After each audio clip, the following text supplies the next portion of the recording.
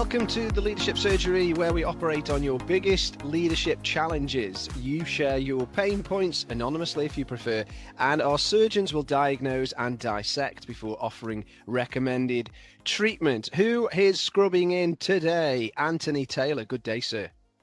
Good day, Paul. How are you doing? I'm doing well. I am doing well. I've got a quick question for you. If you were able to choose your last ever meal, knowing it was your last, I know that's a really sad state of affairs, but if it was the case, what would be your starter? I'm going to go to my Italian heritage and go with insalata tricolore, mozzarella, avocado, tomato, balsamic vinegar, and just with olive oil, a little bit of salt and pepper. Interesting. Very cultural. I love the pronunciation there as well. And you seem to have gone down a healthy route, even though you're just about to die, which is fair Well, it's enough. got high-fat cheese, oil. Not sure that's healthy. True. That's But true. yeah. Sounds very tasty, though. Sally Bryce, how are you? I'm really good. Thank you. Good. And if you were on your last meal, knowing it was your last, what would be your main course? This is so hard because I'm part Italian and I live to eat. So narrowing it down is tough. But if I had to, I have to. It would be Sunday dinner. So I love a Sunday dinner. Okay. And I'd have all types of meat and I'd have to have Yorkshire. And I'm going to be controversial again this week, like I was previously. Mint sauce, no matter what, the Sunday dinner, whether it's lamb, beef. Yeah. Love it. No, I go with that. I mean, at least it's not salad cream. But anyway, we won't go down that road again. And Mr. Daniel Finn, hello to you. Hello, everyone. Pleasure to be back here with you, fine folks. And you're on your last ever meal, sadly. This is a really morbid conversation starter, isn't it? You're on your last ever meal. What's your dessert of choice? Vanilla cheesecake with ice cream, pouring cream, and cream. all the cream. Ice cream too. Let's have some ice cream. Do you know what? No, I'm having vanilla cheesecake, big old slice, maybe the full cake, whatever, and then I've got an option. So around it, I've got ice cream, pouring cream, and custard.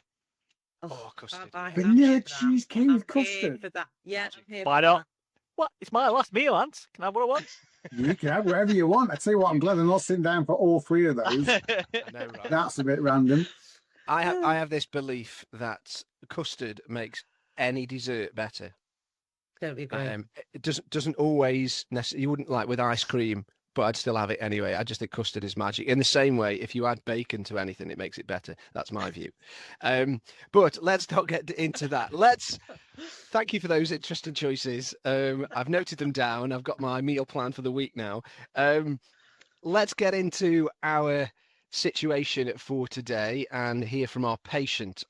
This individual says, "Hi, everyone. James here." Hi, James. "I oversee both day-to-day operations and long-term improvement projects. And to be honest, I feel pulled in multiple directions. Team members constantly come to me with questions. Urgent requests are forever flooding my inbox, and my manager expects strategic input on key initiatives. By the end of most days, I'm pretty exhausted, but also quite confused and frustrated because I never seem to get around to doing what I want or need to do. I feel like I'm trying to plat fog. How do I get control?" Oh, this is good, isn't it? Oh, this is good. This is good. First of all, James, I think we'd all say we feel you. Understanding Definitely. that being pulled in lots of different directions, definitely common across lots of leaders, I'm sure. What are the symptoms here? Let's get into it. What are we noticing? What are we picking up on? What do we really need to talk about? Go on, Dan.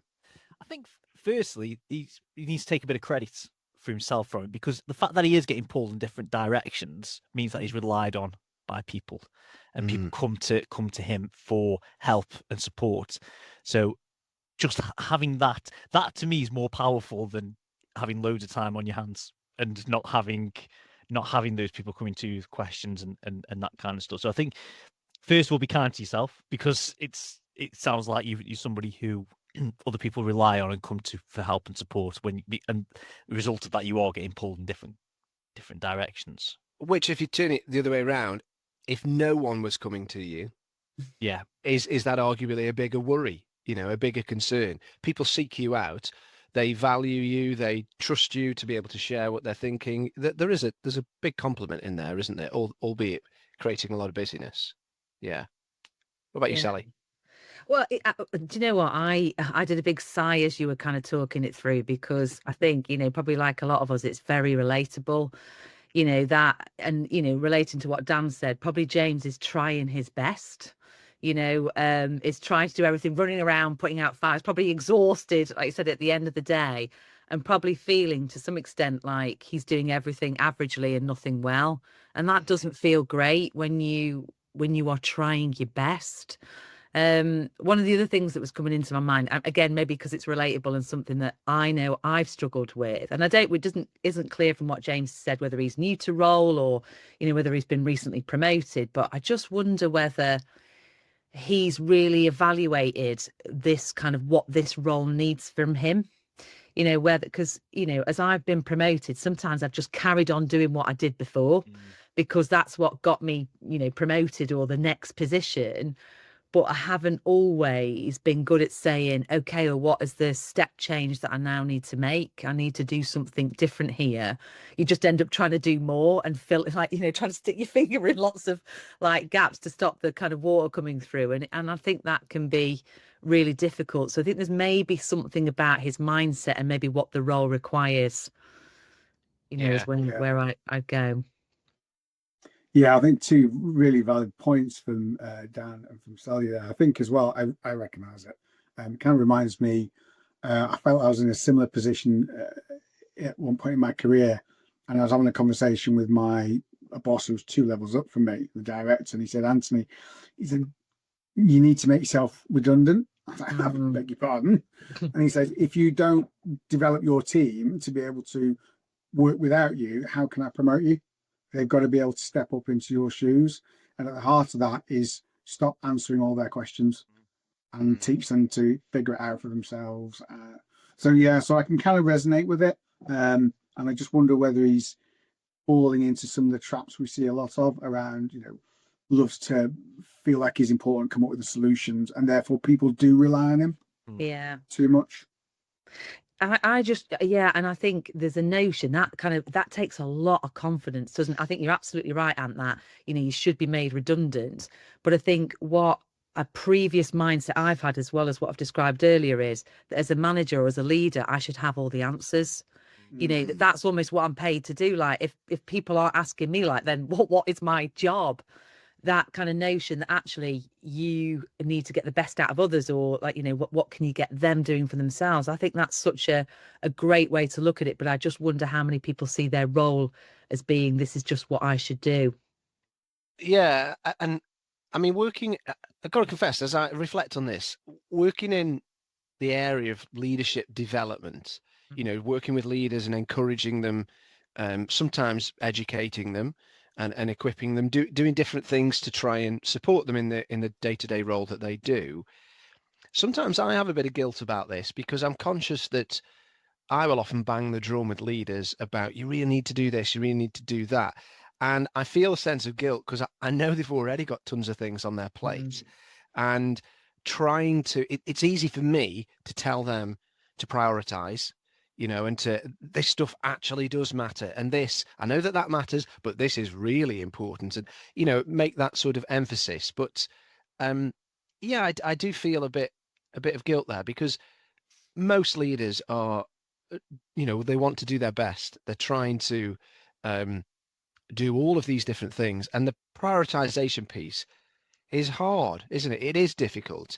It's not the case that when I was a junior line manager, I figured out what was urgent and what was important. And now that I'm an experienced leader, I don't have to do that anymore. You do, actually. Yeah, you always have to do that, don't you? You're continually doing it again and again, I think. Yeah, I think you're absolutely right. It's that, see, with a lot of teams, don't we, where they're running around being really busy, but actually think about, well, what's delivering the most value? Have priorities changed? And how often are you having those conversations? If not having them at least once a month, then I think they're likely to end up with this kind of scenario. Yeah. There's also some courage needed as well, though, when you realize that some of your workload isn't aligning to the big picture or what is needed, and sometimes it takes some courage to push back and say, I'm not focusing on that, because that doesn't help me or the team or the business. That these are, yes, it might be important to this person who's coming to and asking me for help, but it doesn't make my boat go faster or the business go faster. Yeah. So, but there's courage in that, because, as I said right at the beginning, perhaps James feels like he's depended on and he doesn't want to let people down. So maybe there's some sort of, there's this, I don't want to use the word need, but perhaps this need to want to help people, and it's wired into him in that way. I just wonder as well, Danny, just made me think there, talking about kind of that courage piece, whether James is also managing upwards. You know, because the likelihood is, when you're a busy leader, is that you won't be able to do all of the things that are put on your plate. And it's your role to say, you know, look, I can do that. Or if I do that, what do you want me to then take off the list? Because I can't do it all. And you've almost got to have that confidence to manage upwards and, you know, push back. And I think people don't realize how much of the role is upwards, as well as managing your team and the people around you. Absolutely. I think that's a really important lesson, Sally, there to learn as a leader. Even if you're not in leadership, actually, it's a really important thing to consider, which is when pressure comes from above, when tasks are being dropped on you from above, being able to have the confidence, the courage to turn around and say, it's not that I'm refusing to do any of this, but I need you to understand, due to the amount of time and energy that exists within the day, if I take on this, and this, then that over there is going to go to the bottom of the pile, or it's going to get far less attention. And I sometimes would say, is that what you want? Is that what you think is best? Yeah. And I push that back to them to say, is that the right thing? From your perspective, and I'm keen just to get your steer on it. And I've done that before with line managers. Sometimes they've said, yes, that's the right thing. Sometimes, no, it's not actually. I remember doing it with one line manager, and she came back to me and just said, actually, forget this. I'm not going to give you that after all, because I want you to concentrate on that. And you're quite right to highlight it. It was a really, really valuable lesson. It's not about being disruptive or difficult. It's just being honest. You know, look, I can only juggle so many balls at one time, only spin so many plates. What is it that you'd like me to prioritize, or you think needs to be prioritized? Yeah. And sorry, Sally, you were going to say something? Well, I was only going to build on that to say that it's that kind of, you know, I was just wondering, you know, how often maybe James is saying no, you know, like how much he's potentially saying yes, and just that kind of, again, that internal barometer, you know, because if I keep telling people yes and that I can do it, you know, again, we can't expect people to mind read. We have to manage some of those expectations. And back to Dan's point, have that courage to engage in a conversation and, you know, take some time out to reprioritize. Because while you might be busy and that might cost you 20 minutes, overall, it might save you a lot of time because you've taken the time out to have a real productive conversation. So, you know, something around kind of boundaries, etc. Yeah, go on, Ant. Yeah, I think absolutely. Added to that, we talked a bit about, you know, managing up. I think that's absolutely right. Just reevaluating, are these the right things? But then also, to Sally's point there at the end about boundaries, setting the boundaries with your team. You know, I used to do this to mine. So, look, don't bring me a problem. Tell me what the solution is, and then tell me what the problem was. And I'm trying to get them to think for themselves rather than just saying, oh, I'll go to Anthony. I've got a problem. I don't know this. Because that, I then end up being a busy fool running around answering everyone's. And towards the team only then know the solutions that I have in my head. Well, actually, they might come up with some better ones that we hadn't even thought of yet, just by taking time to think through the problem. So I think that's what at the heart of what my old boss was trying to say to me is get your team to start thinking for themselves and answering a lot of these own challenges so that, you know, they can start that. And that I've seen that have an impact where people are coming to managers less. Yeah. Dan. That's right. It reminds me of a member of my old team that I used to manage, and they weren't, in the end, they weren't actually coachable or teachable to take on that little bit of extra responsibility. And that became a real drain on me because I was answering the same questions over and over and over and over again. And so if James got people in his team who are like that, or if, for example, he hasn't even started down the route of empowering them more and delegating more, then that will be taking up so much of his task focus as well. So it's not just his workload, it's also the team coming to them. It's little things like, how do I use the holiday tool? How do I do this in the team? How do I, whatever the just basic process may be, which most organizations have got hundreds of guides on how to do, but some people within teams aren't willing to go and find it out for themselves, and they rely too much on the manager. And I think the only way I found that I could get out of that is actually be a bit brutal to them and not make myself available. It's almost like teaching them the hard way. Yeah. And to your point, and like providing them that sort of space to learn and take on that extra responsibility, because what would you do if I wasn't here? And that's what I ask my 3-year-old sometimes when he comes to me for, hey, can you do this? Can you do that? I was like, what would you do if I wasn't here, mate? But sometimes you have to apply that same sort of question. Yeah. I think that is such a great question to ask, Dan, when you're faced with something, like, well, what would you do if I weren't here? What decision would you make? I think that's a great one.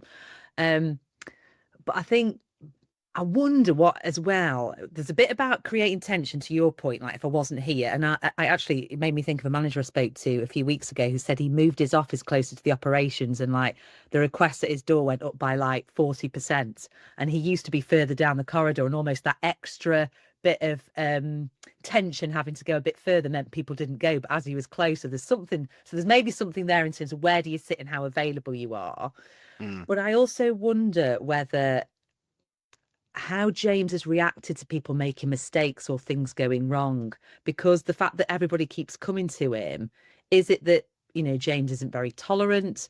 Is it that James maybe, with the best of intentions wants to control everything or wants to be done in a certain way? So my head was also going about how could I frame it, kind of environment is James creating? And is that conducive, or is some of his behaviours maybe either reinforcing this need to go through him, or, like I say, his reaction when people have got it wrong? They thought, whoa, fine then, I'll just leave it up to James. I won't do that again. I don't know. Yeah. Dan, what do you think? It's a great point. If he's saying, I need to sign that off, that's got to go through me, that work you're on there, send it to me before you send it to this person. If he's working in that sort of environment, which to him is probably it's sort of old school managerial hierarchy, and if the organization he works for is like that as well, and that's the way they've always done it, James might not see anything wrong with that. But that is actually, one, not empowering his team to make decisions, and two, just clogging up his inbox and clogging up his messages and his time. It reminds me of being I was in a team meeting once. Sorry, not a team meeting. I was in a meeting with a group of people. It wasn't my team. And we were hearing from lots of different leaders from different places. And one person said very proudly, in my world, everything comes across my desk. And somebody else in the room went, oh dear. and it was perfect, because this individual was proudly stating, it all comes through me. And yet wisely, someone else had interpreted that as, well, that's a bad thing, my friend. Like that should not be happening. So with this in mind, then, we've talked about lots of different bits and pieces there. From a prescription preventative sort of measure for James and for anyone else, what would you do? What's the course of action tomorrow? If I need to change this, what would you recommend that people do? Go on, Ant. I think the first one for me is I would re-establish some boundaries and expectations, and just say that, like, going forward, if you've got a problem, I don't want you to come to me without a solution, and I'm going to push straight back. So, well, that's great. What's your solution?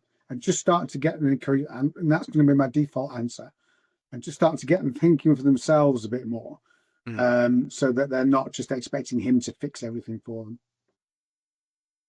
Okay, great. Sally? I think, based on what I said maybe at the beginning of the conversation about mindset, I think I'd encourage James to really think about, what does success look like in this role? What is needed differently to maybe what I've done before? And, what if that requires me to have a bit of a mindset shift and a behavioral shift? Because I think then things will make more sense if he's done that bit of analysis first and understood what is it that's required in this role. Because at the moment, he's trying to do everything and that isn't working. So needs to go back a few steps and say, well, how have I got myself in this position? And what, and also that might not be a decision for James on his own. That might be, he starts that, to kind of articulate that. And that might be a conversation with his line manager and a sense check to say, look, I've got myself in a pickle here. This is, taking a bit of a reset and, looking at what I think I need to do from a mindset and a behavioral point of view and a focus, however he, wants to label it. And then having that kind of expectation setting conversation with the line manager, because then I think also that might give a bit of insight, if James hasn't shared that I'm struggling a bit here and, I need to make better sense of it. And I think that might help those conversations, because also he might be really happy with how he is. It doesn't sound it, but he might not be communicating clearly to other people that he's suffering and, he's not finding a way out. So I think that for me would be a good starting point. Yeah. I think my view is the managing upwards and the ability to say no in the right way. A manager I've worked with for years and years and years, and his catchphrase is, the answer is always yes, but at what cost? And it's coming back to what we discussed earlier on. It's like, yeah, of course I can do this, but it means I can't do this, this, and this. So I think James needs to become comfortable having those conversations, and that comes with time and practice. And from my own experience, it's hard that you don't, particularly if you naturally want to please and help people. But I think one thing that really helped me is I came up with a default response. So if I got an email in, I knew exactly what I was going to say because I'd said it so many times before, and it would be, sorry, I can't pick that up at the moment because I'm working on this, this, this, and this. I can pick it up at this time, or I'm not going to pick that up because it doesn't align to this, this, this, and this, which is what our team is focused on at the moment. And it's very difficult for people to argue with that. It's the difference between saying no, not doing that, and I would love to help you, but I can't do it until this. Yeah. And that's habit forming, isn't it? That you mentioned about, I've done it so many times that it becomes like rhetoric, something that just comes out of you. I think one of the things I'd say, which is, I'm trying to phrase this in a way that doesn't come across really harsh, but James, you've noted that I never seem to get round to doing what I want or need to do. There isn't the time, let's say. One of the things that I say a lot to people, and I only say it a lot to people, I'll caveat with this, is because I've said it to myself so many times, is telling yourself or telling others, I haven't got the time or I haven't had time, is a complete lie. The truth is, I don't make the time, or I'm not going to make the time.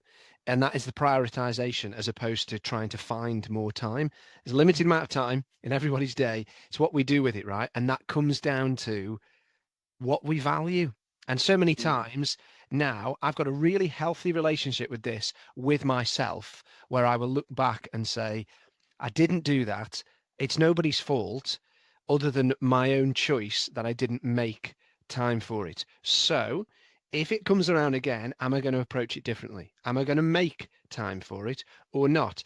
Bearing in mind, and this is the conversation I have, bearing in mind, if I don't make time for it, I will find myself having this conversation with myself again and again. And then I can't say it's really important. I can't say it really matters to me because I don't make any time for it. If I didn't make time for my wife and kids, they wouldn't still be around. They would do one, and actually I do make time for them because that's the most important thing to me. However, do I make time to do things like go to the gym? No, I don't. So I can't complain if I'm getting fat or getting slovenly and lazy, because I'm not prioritizing it.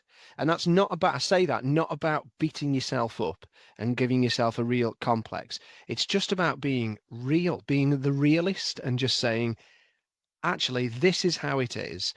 And then asking yourself, do I want to make a change? That's a really big thing for me. I think that's so important, Paul, because it puts you back in control as well. Because I Yeah. think a lot of the time you can feel it's all these external factors or everybody else is the issue and not me. And going back to the courage that I think it takes a lot of courage to accept that this might be down to me. This might be that I'm not helping myself. And I think you raise a really good point to put that control there. I can't remember the quote, but there's a really good one about choose your hard. It's hard being fat. It's hard going to the gym. It's hard being single. It's hard being in a relationship. It's the choose your hard kind of piece. It's a really good one, Dan. I'll share I like it with you, but it's a really good way of looking at it because there's lots of hard choices. You just have to choose your hard.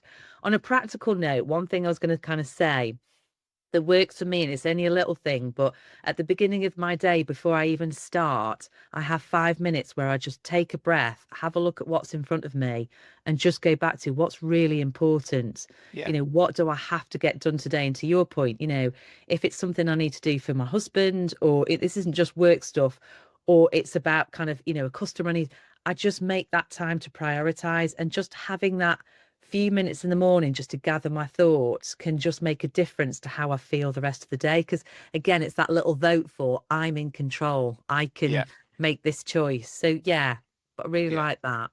Yeah, I think to Sally's point, the tool that helped me the most, and I go in and out of habit of using it, is the Eisenhower matrix. So literally, when I write down, think about my to-do list, what's got to be done today? Rick, just pause a second. It might be worth sharing what that is, or just giving a bit of heads up. Yeah, so it's that tool where you sort of look at it's from Dwight D. Eisenhower, apparently, where you look at what's urgent and important, so it has to be done today.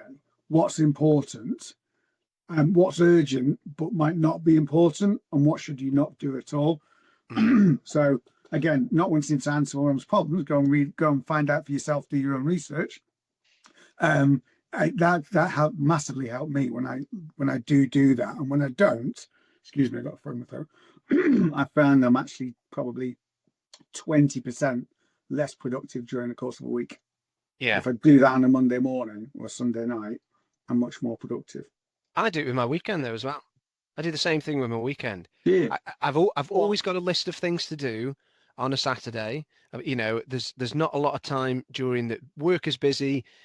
Finish work, we're making dinner, we're having dinner together as a family. There's things going on in the evening, whether it's social, whether it's other commitments that I'm involved in, taking the kids to places and trying to find time to just unwind, because that needs to be a priority too. Balancing all this, when I get to the weekend, so often I have to say to myself, right, I know there's 20 things that could be done around this house or in the garden or wherever it might be. Can't do them all. So what am I going to concentrate on? Knowing that when I get to midday, when I get to 4 o'clock, when I get to the evening, I'm either going to be really pleased or really disappointed, depending on what I commit to. So just having a very real approach to that. And I've often thought about the Eisenhower matrix that, urgency is about time, really. It comes down to how much time have I got? Is there a pressing deadline or not? And importance for me is a lot about value. Like, how much value does this carry? Yes. If it carries a lot of value and it's urgent, better crack on with it then. If it's seemingly urgent but doesn't carry a lot of value, most of the time it's somebody else putting the pressure on, and it's probably not part of my to-do list, as it were. It's not part of the thing that I need to prioritize. Yeah, I agree with that completely. Yeah. So stitching up then, what are we summarizing with? What are we recommending? I mean, we've recommended a few things there to James. How does he get control? Let's try and give a few sort of bullet points of the things to take away. Who wants to kick us off? Go on, Ant. I think, for me, it's reset some boundaries with your both upwards and downwards, and manage some expectations to start with. That would be for me. Great, love it. Sally? I suppose I go back to the mindset bit. Do that bit of work on What do I need to be focusing on? How does this role look different to what I've done before? What are the real priorities? And then pick that conversation up with the line manager. That would be, I'd say, do that, and it could make a big difference. Yeah. Okay. Dan? Get comfortable saying no. Stick to what I said before. I think it's massively important. Love it. And I'm going to echo that in a sense and say, for me, it's that piece around prioritizing what matters most. And what matters most for you is different to what matters most to other people. So you can't take a lead from anybody else. You have to make that decision for yourself, and do it unashamedly as well. Hold nothing back. Great. Well, I hope that's helped James and anyone else that's been in a similar boat. Thank you all for participating. Always great to hear from you. And we'll look forward to dissecting and diagnosing again on another leadership surgery in the near future. Take care, everyone.